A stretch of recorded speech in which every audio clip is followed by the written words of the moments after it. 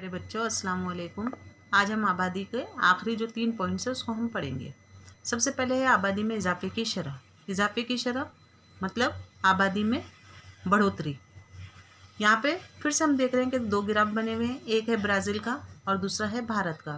दोनों ही ग्राफ में हम आबादी में इजाफे की शरह देखेंगे। यहाँ पर हमें साल दिखाई दे रहे हैं और इस जगह पर आबादी में इजाफे की शरह दिखाई दे रही है, जो कि फ़ीसद में, यहाँ पे फ़ीसद का निशान है।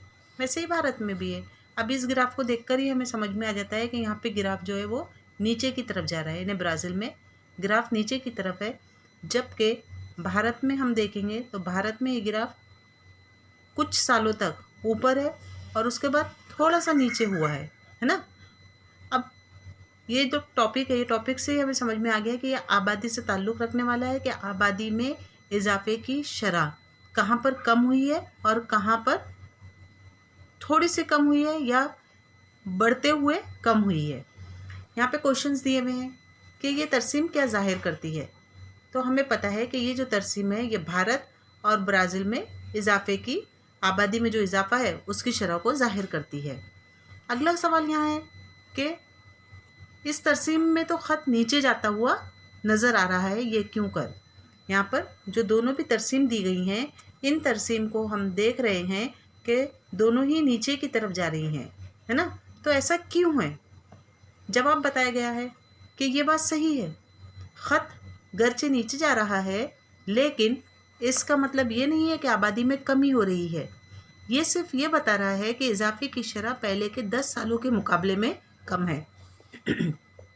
हमारा मुल्क एक ऐसा मुल्क है, हमने इससे पहले भी पढ़ा है कि दुनिया में आबादी के लिहाज से दूसरे नंबर का मुल्क है। हमारा मुल्क तरक्की पजीर मुल्क है। हमारे मुल्क में नाख्वानदगी है, इसके अलावा जिहालत भी है, इसके अलावा और भी बहुत सारी ऐसी बातें हैं जिनकी बिना पर, और अलग अलग मज़हब के भी लोग रहते हैं, है ना। तो इस वजह से कुछ ऐसे हालात हैं जिनकी वजह से हमारे मुल्क में आबादी में किसी तरह की कोई कमी नहीं आई है। लेकिन कुछ सालों से हुकूमत ने आबादी को कंट्रोल करने के इक़दाम शुरू किए हैं। मिसाल के तौर पर इश्तिहारात के ज़रिए, सहूलतें देकर, या इस तरह की सहूलतें वगैरह देने के बाद हुकूमत ने कुछ इस तरह से हालात पैदा कर दिए हैं जिसकी वजह से कहीं कहीं पर या लोगों में ख्वानदगी की शरह बढ़ गई है।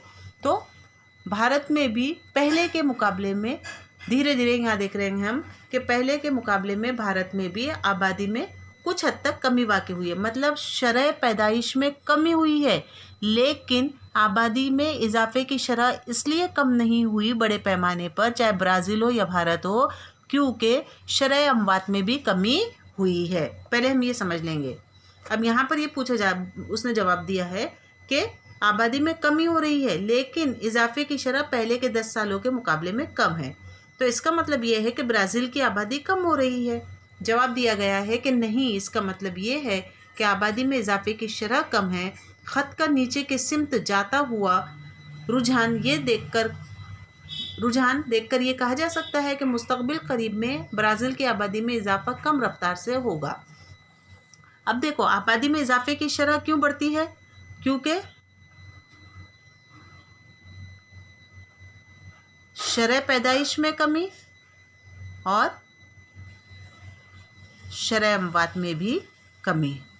हमारे मुल्क में पहले शरह पैदाइश में इजाफा था और शरह अमवात में कमी, जिसकी वजह से मतलब जो मौतें होती थी वो तो होती ही थी, लेकिन शरह पैदाइश बड़े पैमाने पर होती थी, जिसकी वजह से आबादी की शरह भी ज़्यादा थी। लेकिन आज इतनी सारी, यानी आज जो है हम मौजूदा दौर में जी रहे हैं, जिसकी वजह से लोगों में ख्वानदगी बढ़ चुकी है। लोगों को इस बात का भी, बहुत सारे लोग ऐसे हैं जिनको इस बात का भी एहसास है कि अगर आबादी ज़्यादा होगी तो उसकी वजह से सहूलतें कम हो जाएंगी, है ना। एक घर की अगर हम मिसाल लेते हैं कि जहाँ पर बच्चों की तादाद ज़्यादा होती है तो वहाँ पर माँ बाप तमाम बच्चों को ज़्यादा सहूलतें नहीं दे सकते। उसकी वजह यह है कि हर माँ बाप जो हैं वो उतने ज़्यादा जो भी आमदनी है वो इतनी ज़्यादा उनके पास नहीं होती। तो इसीलिए हुकूमत ने इस तरह की सहूलतों को पैदा किया है कि जिससे कि लोगों के घरों में भी आबादी कम हो और मुल्क की आबादी भी कम हो, क्योंकि मुल्क में अगर आबादी कम होगी तो खुद ब खुद कुदरती वसाइल पर दबाव भी या तनाव भी कम होगा। तो भारत भी एक ऐसा मुल्क है जहाँ शरह पैदाइश में कमी हो रही है, धीरे धीरे कमी हो रही है, लेकिन शरह पैदाइश में भी कमी हो रही है और शरह अमवात में भी कमी हो रही है। शरह अमवात में क्यों कमी हो रही है? क्योंकि तिब्बी इमदाद बखूबी हासिल हो जाती हैं, बस ज़रूरत हासिल हो जाती हैं, बवक्त हासिल हो जाती हैं। इस वजह से शरह अमवात में भी कमी हुई है। आज अगर हमें थोड़ा सा भी एहसास होता है कि हमारा सर दुख रहा है या पेट दुख रहा है या किसी तरह की हमको कोई तकलीफ़ है तो हम फ़ौरन इलाज के लिए पहुंच जाते हैं। पहले ज़माने में इस तरह से नहीं हुआ करता था, लोगों को पता ही नहीं चलता था और ना ही किसी तरह का कोई इलाज होता था, जिसकी वजह से शरह अमवात में भी इजाफा होता था। अब आपको ये पॉइंट समझ में आ गया होगा कि भारत एक ऐसा मुल्क है जहाँ शरह पैदाइश में भी कमी हुई है, यानी जहाँ पर पहले एक एक घरों में 9-9, 12-12 बच्चे हुआ करते थे, अब 2 या 3 ही वहाँ पर बच्चे जो है वो दिखाई देते हैं और शरह अमवात में भी कमी हुई है। इसलिए भारत में या ब्राज़ील में आबादी में इजाफे की शरह दिखाई देती है। वही चीज़ यहाँ बताई गई है कि आबादी में इजाफे की शरह ब्राज़ील में खासी कम हुई है। भारत में अब तक वैसे हालात नहीं हुए। 2001 और 2011 की दिहाई में भारत की आबादी में 18.2 करोड़ का इजाफा हुआ है। यहाँ पर हमें दोनों भी ग्राफ दिख रहे हैं, इन ग्राफ के ज़रिए ही हम समझ सकते हैं। भारत में इजाफे की शरह 1971 तक ज़्यादा थी। यह है 1971, तो 1971 तक भारत में इजाफे की शरह ज़्यादा थी, लेकिन बाद में ये शरह उसके बाद जो है धीरे धीरे करके ये यहाँ पर जो है ये एक जैसी रही और उसके बाद फिर कम होती हुई नज़र आती है। फ़िलहाल में इजाफे की शरह भारत में कम हो रही है, लेकिन आबादी बढ़ रही है। अब आबादी क्यों बढ़ रही है? पैदाइश तो कम है, शरह पैदाइश कम है, लेकिन शरह अमवात में भी कमी वाक़ हुई है, इसलिए आबादी बढ़ रही है। ब्राज़ील की तरसीम का मुशाहिदा करते हुए ये महसूस होता है कि आबादी में इजाफे की शरह कम हो रही है और अगली 2 दिहाइयों में भी ब्राज़ील की आबादी में इजाफे का इम्कान कम है, क्योंकि ब्राज़ील तरक्की याफ्ता मुल्क है। इस मुल्क में भारत के मुकाबले में आबादी भी बहुत कम है।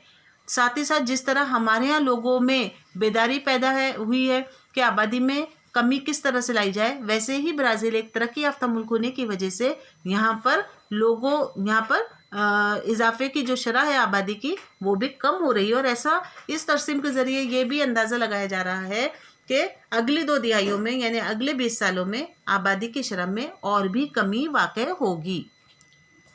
अब अगला पॉइंट है इसमें अरसे हयात। अरसे हयात का मतलब क्या है? अरसे हयात किससे कहते हैं?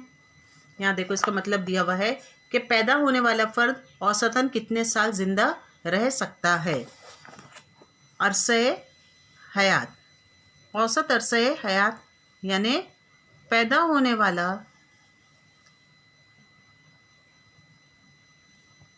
औसतन कितने साल ज़िंदा रह सकता है।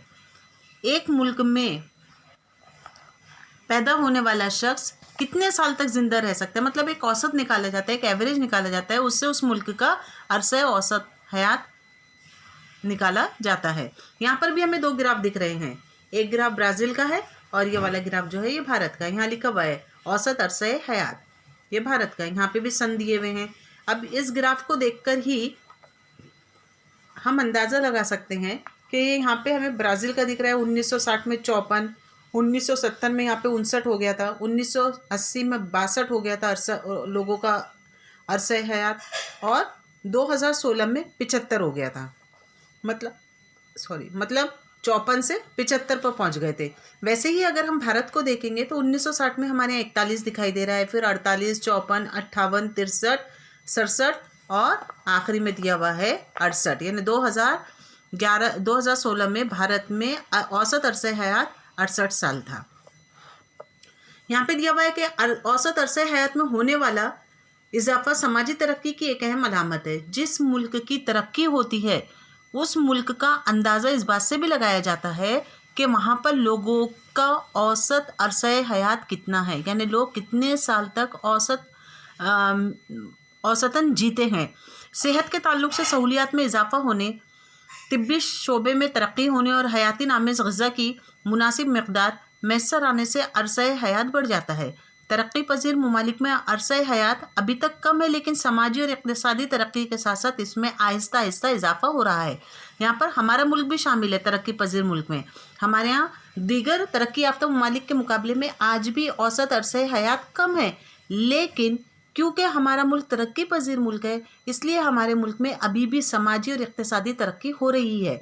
समाजी तरक्की भी हो रही है और माशी तरक्की भी हो रही है, इसलिए हमारे मुल्क में औसत अरसे हयात में भी इजाफा हो रहा है। जहाँ पहले लोग सिर्फ 41 साल ही जिया करते थे, आज हमारे मुल्क में 68 साल हो चुका है। यहाँ पर दिया हुआ है कि ये तरसीम जो है ब्राज़ील और भारत के लोगों का अरसा हयात जाहिर कर रही है। लेकिन औसत अरसा हयात यानी क्या? तो इसका जवाब दिया हुआ है कि मुल्क में पैदा होने वाला फ़र्द औसतन कितने साल ज़िंदा रहता है। इसका मतलब ये होता है कि हम भारत में रहने वाले औसतन 70 साल ज़िंदा रहते हैं और ब्राज़ील के लोग औसतन 75 साल ज़िंदा रहते हैं। 1960 में भारत के लोगों का अरसा औसत हयात 41 साल दिखाई दे रहा है, लेकिन अब इसमें इजाफा हो रहा है। मुस्तकबिल में इजाफा और भी होगा। क्यों होगा इजाफा? क्योंकि मुल्क के अंदर सेहत से ताल्लुक़ रखने वाली सहूलियात में इजाफा दिन ब दिन बढ़ता जा रहा है, तिब्बी शोबे में तरक्की हो रही है और हयाती नामेज़ ग़िज़ा की मुनासिब मकदार भी मैसर आ रही है। इसी के साथ साथ ख़वानदगी की शरह बढ़ रही है। इसके अलावा लोगों के अंदर बेदारी पैदा हो गई है। तो ये तमाम ऐसे नुकात हैं या ऐसी चीज़ें हैं जिनकी बिना पर लोगों की उम्रों में भी इजाफा हो रहा है। आज लोग एक्सरसाइज करते हैं, वॉकिंग करते हैं, घूमते हैं, जिम में जाते हैं, योगा करते हैं, है ना।